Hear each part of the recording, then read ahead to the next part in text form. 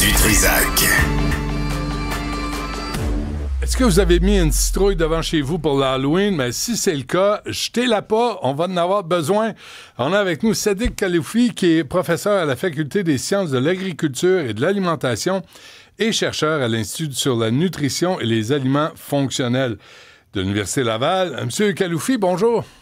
Bonjour. Bonjour, merci d'être avec nous. Vous, vous avez une citrouille à côté de vous. Là, racontez-nous ce que vous avez découvert, vous et votre équipe de chercheurs, l'utilité qu'on peut avoir d'une citrouille.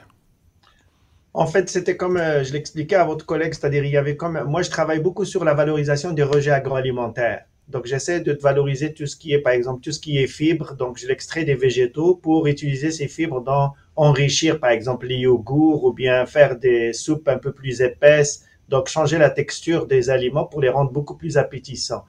Et en faisant un peu une revue de la littérature, on a trouvé qu'il y a certains qui ont déjà fait des études pour absorber les métaux lourds.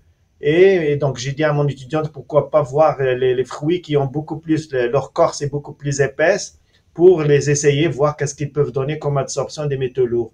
Et on a commencé par le melon d'eau, parce que le melon d'eau, c'est la moitié, presque 40%. Et puis après, il m'a venu avec le melon d'eau, le melon jaune, puis la banane. Ouais. Mais malheureusement, aucun des trois nous pousse au Québec. Donc, là, dit, on ajoute au moins un fruit ou bien un produit qui pousse ici au Québec. Et c'est comme ça par accident, qu'on s'est intéressé à la citrouille. Et donc, on prend la plure de ces quatre fruits. On a pris la plure, on l'a séchée de façon très ordinaire, puis on l'a mélangée avec de l'eau qui a été contaminée avec le plomb. Et puis après, on a vu que ces poudres, elle absorbe le plomb, et donc l'eau devenait moins chargée de plomb. Mais comment vous arrivez à déterminer, c'est une question niaiseuse, là, je vous avertis tout de suite, là, mais comment vous arrivez à déterminer que la poudre de citrouille a vraiment absorbé le plomb dans l'eau contaminée? En fait, comme j'ai dit, imaginez que vous avez une poudre qu'on met avec de l'eau, l'eau contient de l'eau contaminée, puis après, on fait une centrifugation pour séparer l'eau du solide, c'est-à-dire la poudre. Puis après, on mesure parce qu'on sait, c'est nous qui ont contaminé l'eau avec le plomb. Donc, on sait d'avance combien il contient l'eau par centimètre, par gramme ou bien par millilitre. Puis après, on prend l'eau qui est propre, qui est à la surface de cette poudre, et on mesure combien il reste de plomb. Et donc, c'est comme ça qu'on trouve que l'eau qui est à la surface est beaucoup plus propre que l'eau initialement qu'on a contaminée avec le plomb. Mais donc, pour filtrer l'eau contaminée, entre autres de plomb, vous utilisez la poudre de citrouille. Comment vous êtes arrivé? Avez-vous trébuché sur cette découverte? Comment ça s'est déroulé? Mais comme j'ai dit, on avait trouvé parce que la cellule végétale, c'est-à-dire le constituant de base d'un aliment végétal, il y a ce qu'on appelle la cellule, mais c'est la cellule, il y a une paroi cellulaire.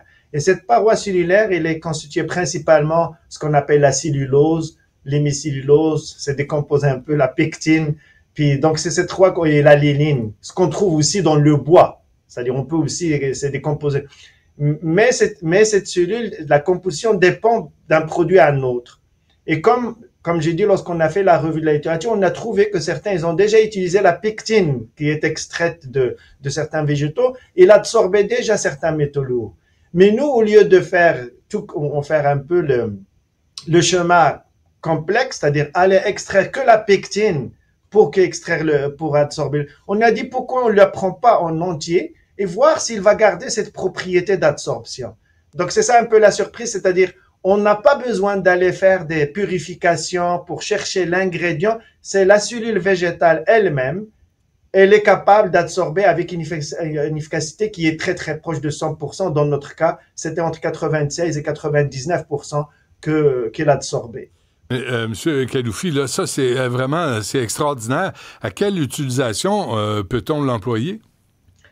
Mais par exemple, nous, c'est-à-dire dans le cadre de cette étude, c'est-à-dire c'était uniquement de vérifier l'hypothèse s'il absorbe avec une efficacité acceptable, ce qui est le cas. Maintenant, ce que nous, on a suggéré dans un autre article de revue qu'on a publié aussi, comment le rendre à l'échelle industrielle, c'est que nous, on imagine qu'on peut faire un tube Et dans ce tube, il va y avoir une portion qui va être remplie avec cette poudre. Et on peut donc imaginer que vous avez une rivière qui est contaminée, l'eau de la rivière qui est contaminée. Donc, on peut pomper cette eau qui va traverser ce tube et connaissant le débit qu'on va pomper et donc connaissant aussi la contamination qui est dans l'eau qui est contaminée, on peut déterminer la quantité de la fibre ou bien quantité de cette poudre qu'on va mettre dans ce tube et on va donc faire passer de l'eau et connaissant la quantité d'eau qui est passée, à un certain moment, la poudre va être saturée. Donc là, on va changer le filtre, c'est-à-dire on va mettre une autre poudre qui est propre parce qu'à un certain moment, elle ne peut pas absorber indéfiniment. Non, je comprends. Donc, cette poudre devient contaminée. Exact.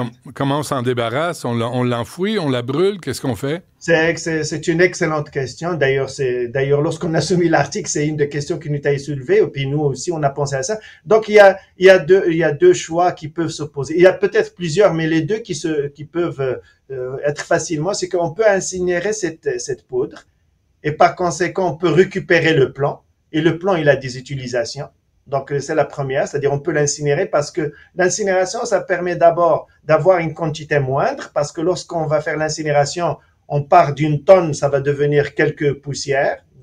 Donc là, cette poussière, on peut donc soit aller dans des technologies pour séparer et retrouver le plomb et le réutiliser, ou bien, comme vous l'avez dit, c'est-à-dire on peut l'incinérer ou bien le stocker dans des milieux sûrs pour éviter qu'il contamine l'environnement. Ça, c'est les deux choix faciles auxquels on peut penser. OK.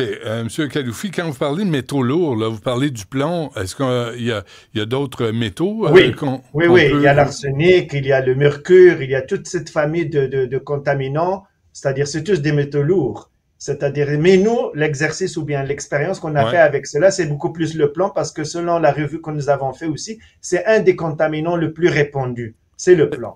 Est-ce qu'il y a des industriels ou le gouvernement qui vous a contacté à la suite de cette publication? Parce que là, on pense à la pollution dans les lacs, dans les rivières. Je pense que ce que vous avez découvert peut être grandement utilisé au Québec. Jusqu'à date, c'est-à-dire la publication, elle vient juste de sortir, mais hier, il y a effectivement un industriel qui m'a contacté, qui m'a dit qu'il y avait des hectares de sites industriels qui sont contaminés. Ouais. Et il m'a dit si on pouvait discuter, voir qu'est-ce qu'on peut faire. Donc, on est en discussion avec cette personne. On va voir c'est quoi le genre de contaminant d'abord, puis c'est quoi l'ampleur de la contamination. Parce que je pensais Stablex de Blainville, vous en avez sûrement entendu parler, et plus le sujet vous intéresse. Le plomb dépassait 42 fois la norme, le mercure 38 fois.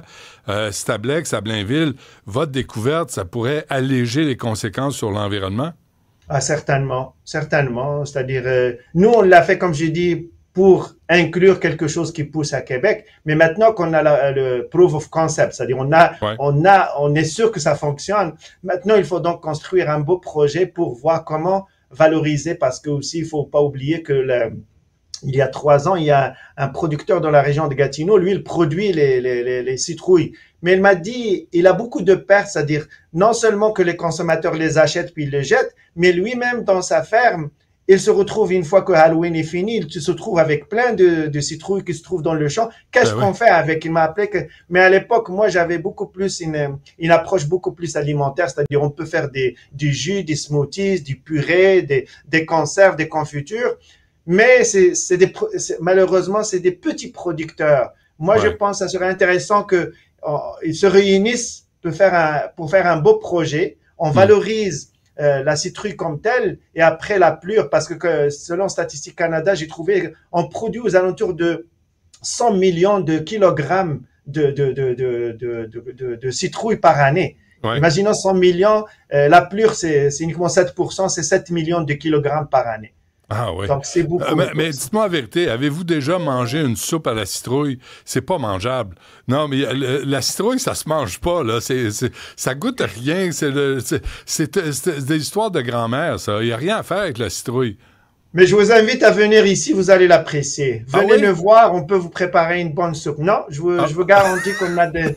Non, je suis certain, on est ici, on peut vous préparer quelque chose de très intéressant. OK, parfait. Hey, c'est vraiment intéressant. Bravo à vous et toute votre équipe, M. Kaloufis, là, de cette découverte, parce que dans les années à venir, sincèrement, ce que vous venez d'annoncer peut avoir des utilisations pratico-pratiques, là, vraiment pour décontaminer des terrains, des cours d'eau.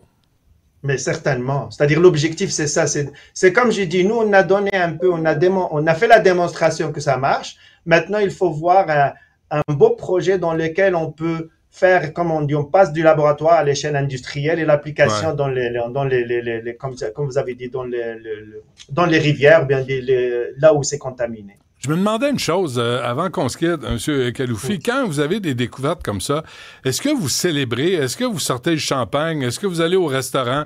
Est-ce que vous abusez des bonnes choses? Mais je vais vous dire une chose, c'est-à-dire malheureusement, on peut rien faire avec l'argent de fédéral, on peut même pas aller au restaurant. Ou bien l'argent du, c'est ça. Ah, même Une pas fois, j'ai un champagne. malheureusement, c'est-à-dire Un on champagne. aurait, mais on peut le faire, c'est-à-dire on peut le faire, Ah mais il ouais, faut pas le faire vous. avec notre argent. Je comprends. Ouais. Mais un champagne à la citrouille, ça vous tente pas? On va Pourquoi travailler pas? là-dessus.